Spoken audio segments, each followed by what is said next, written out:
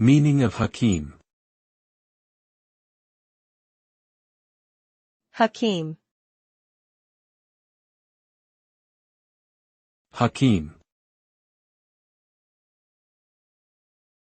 hakim, Hakim.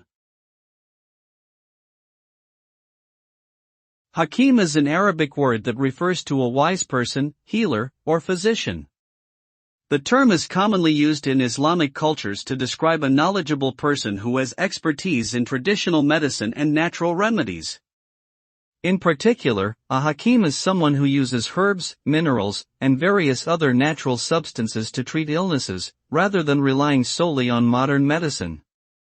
The tradition of hakim goes back centuries and has contributed greatly to the world of medicine. Today, there are still many hakims practicing traditional medicine in various parts of the world.